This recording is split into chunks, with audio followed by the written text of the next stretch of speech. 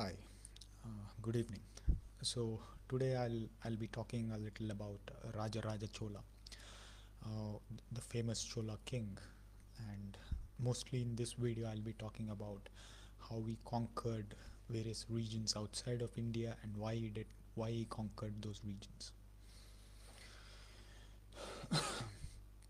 So let me just begin by giving you a brief background about the Cholas. Firstly, the Cholas can be traced back to as as back as or in the ancient times in 300 AD. There was a presence of Cholas during that time, but they were not dominant.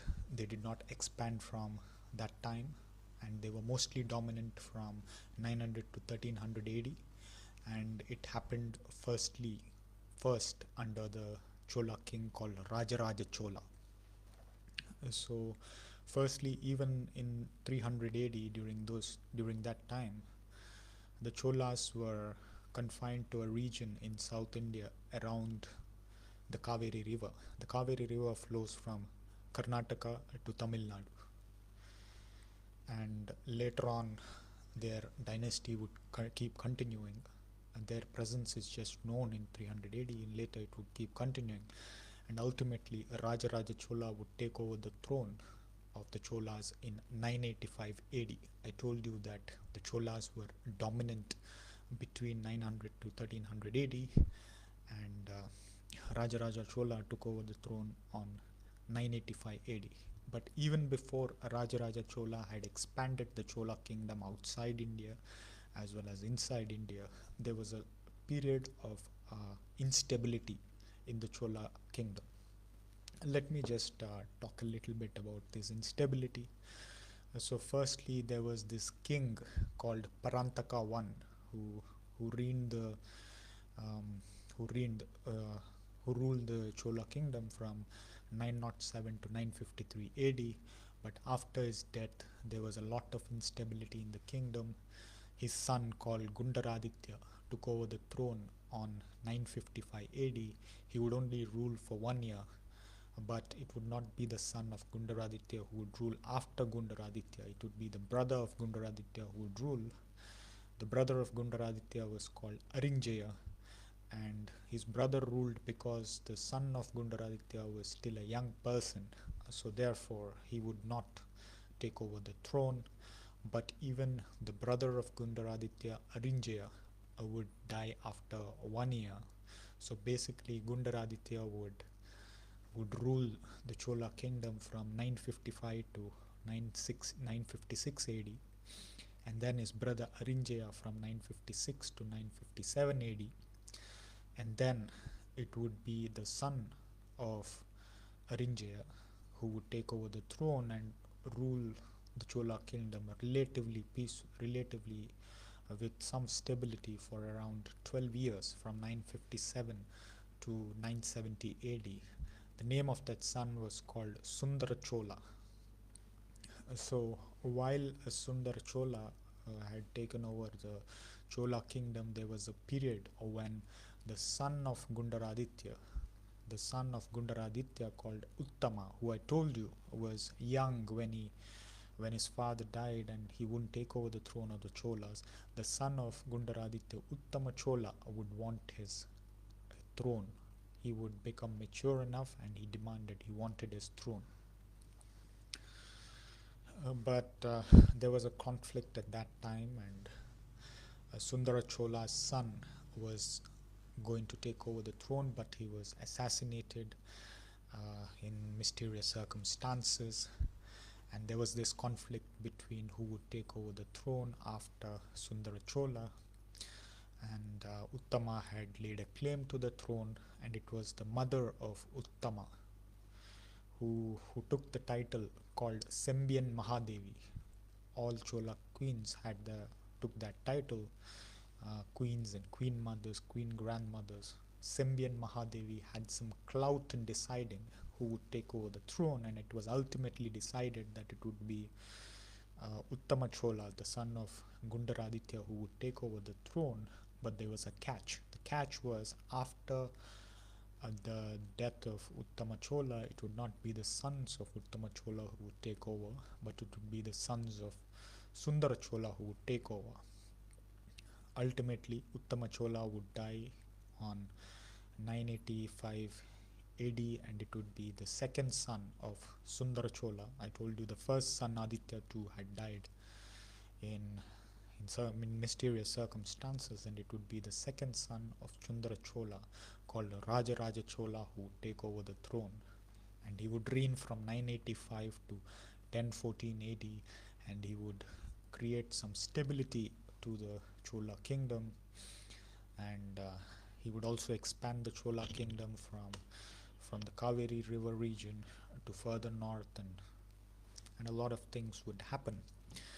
But in this video, my prime focus would be on those regions that Raja Raja Chola conquered, which were outside India, and this was primarily to get the trade revenues that was passing through those regions, which would ultimately reach the Chola treasury. Raja Raja Chola wanted to control the trade route that passed through the Indian Ocean. There was a trade that occurred from Southeast Asia to West Asia. There was a demand for spices and pepper, and at that time it was the Arabs who would have dominance over this trade route, and Raja Raja Chola wanted to ensure that his own kingdom also dominated a portion of this route, and in a bid to do that, he would go and conquer a region called Malabar region. And firstly, he would conquer the islands of Maldives. He developed the Chola army, and he had a large naval fleet. Sorry, Chola fleet, Chola navy, not army, and he would have a large naval fleet, and with the flag of having a symbol of tiger, he would go and conquer the Maldives islands. And after Maldives islands, Raja Raja Chola would also conquer the capital of Sri Lanka at that time called Anuradhapura, and he would also conquer a region south of that capital called Polonnaruwa. So ultimately what all this has done is it got certain ports under the control of the Chola kingdom. It got certain transit routes through which the ships passed to Southeast Asia under the control of the Chola kingdom. And what this meant was that the Arabs who were passing through these ports, passing through these transit routes, would have to pay trade revenue tariffs to the Chola kingdom, which would ultimately reach the treasury of the Chola kingdom. So basically, the items that were traded from Southeast Asia to West Asia to Byzantium, consisting of Turkey and North Africa, were spices and pepper. So so so it was the trade revenue, the trade revenue that the Cholas had ultimately wanted and had got it.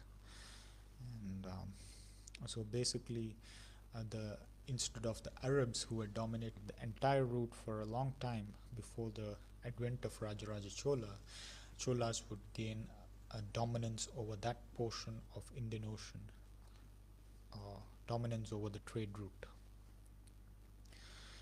So not only outside India, Raja Raja Chola would also conquer regions and expand inside India. I told you that Cholas were basically based near the Kaveri river that flowed from Karnataka to Tamil Nadu. The capital of the Cholas under Raja Raja Chola was Tanjavur. And Tanjavur was at a region near the delta of Kaveri river. So from there, under Raja Raja Chola, the Chola kingdom would ultimately expand to another river to the northwest called Tungabhadra, which had its origin in Karnataka and flowed through present-day Telangana and Andhra Pradesh. And for this, he would fight campaigns against two kingdoms, Indian kingdoms, called the Gangas and the Chalukyas. The Cholas would also battle against Chalukyas in the eastern coast and get control of a fertile region called Wingi.